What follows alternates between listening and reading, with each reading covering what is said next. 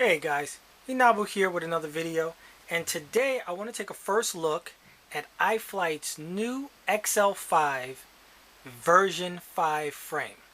Now this is in a long line of their XL series. I've had the V3, which I was very happy with. The version 4, I put out a video showing how much I liked the frame, but the durability issues on the frame were just something that left it to be very lacking. So iFlight has come back with their version 5, and this frame is supposed to address a lot of the issues that I had specifically with the version 4 because of the durability. So let's break into this. And right off the bat, we've got our instruction sheet showing us how to put this beast together. Definitely have to take a look at that later. iFlight stickers here. We've got TPU that will be your landing gear slash protectors for your arms and your motor guards. Pre-cut battery pads, 2 of them. You've got your 4-in-1 ESC protectors for the wires to your motors, which is nice. Various TPU that will be needed for the build, including the rear TPU that will have your SMA, your tube holes for your antennas, and will hold the receiver, which should fit your standard XM Plus, RXSR, or your Crossfire, or now your Ghost receiver if you're going to be running that new system from Immersion RC. Some iFlight battery straps. Here's our camera plates, very nicely cut. iFlight does a really good job on their carbon. I've never had a problem with the quality of their carbon in the cutting. Okay.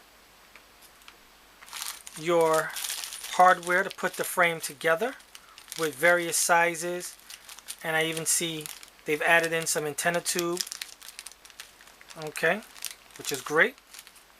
And now for the meat and potatoes, which is the frame itself. So, like I said, iFlight addressed some of those issues, and one of the main issues was they increased the thickness. So right off the bat, here is the new bottom plate for the XL5 version 5. This bottom plate, I believe, comes in at 3 millimeters thick. And we can see here, that is a 3 millimeter thick top plate. Very nice. And we want to double check on that. Yeah, 3 millimeters. Let's get that to the side, along with the arms, which are still 5 millimeters thick, but they've made them wider. And here's a comparison for a V4 arm. They've made them wider at the tail end, I don't know if you can see that, so that you can get a little bit more durability out of them, and they've increased the length, giving the overall size of the TrueX configuration a 240 millimeter length, meaning you can squeeze those 5.1 diameter tri-blade props on your builds. Our top plate still comes in at 2 millimeters, and this was the former thickness of their bottom plate. Now, with the new bottom plate, there's just no flex in that plate. That should be way more durable.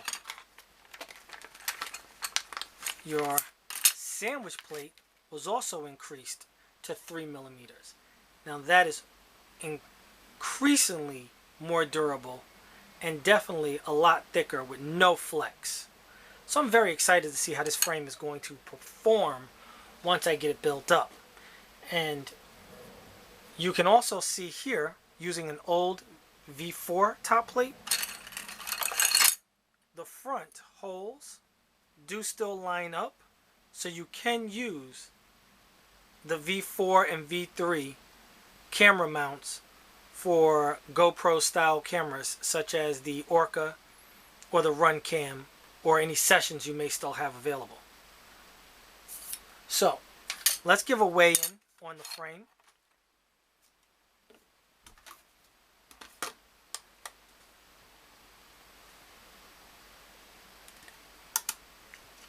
We're going to tear that off. So, with your bottom plate, your top plate,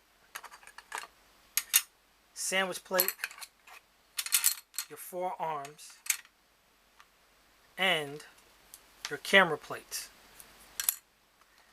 not including your TPU and the rest of the hardware, you're at 107.2 grams in just pure carbon. If we add in the hardware, and keep in mind we're not sorting out the bits we will probably not need, because I have noticed they've included your long screws if you're doing a 20 by 20 stack, and your long screws if you're doing a 30 by 30 stack. So if we add in the hardware, that brings you up to 153.7 grams before TPU and battery pads. So this is a first look at the iFlight V5. I'm going to be building this frame up, giving you guys my thoughts on the durability after a couple of flights. Let me know if there's any questions or comments below on what you'd like to see. And once again, I'm going to bring you as much information as I can.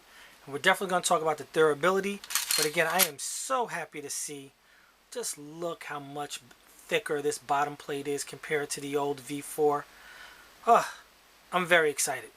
Alright guys, thanks for watching. Don't forget to like, share, and subscribe. And I will see you guys later. Thanks. Have a good night.